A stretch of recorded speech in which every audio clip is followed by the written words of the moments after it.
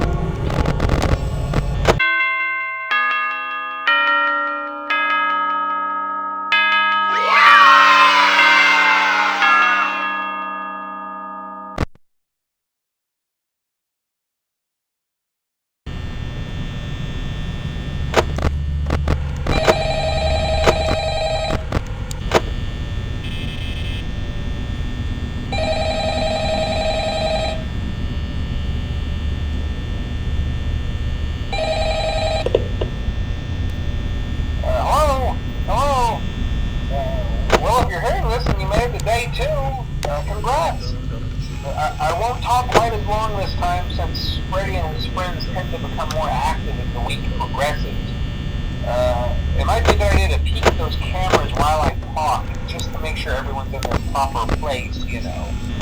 Interestingly enough, Freddy himself doesn't come off stage very often. I've heard he becomes a lot more active in the dark, though, so hey, I guess that's one more reason not to run out of power, right? I also want to emphasize the importance of using your door lights. There are blind spots in your camera view, and those blind spots happen to be right outside your doors. So if you can't find something or someone on your cameras, be sure to check the door light. You might only have a few seconds to react. Not that you would be in any danger, of course. I'm not implying that. Also, check on the curtain in Pirate Cove from time to time. The character in there seems unique in that he becomes more active if the cameras remain off for long periods of time. I guess he doesn't like being watched. I don't know. Anyway, I'm sure you have everything under control. Talk to you soon.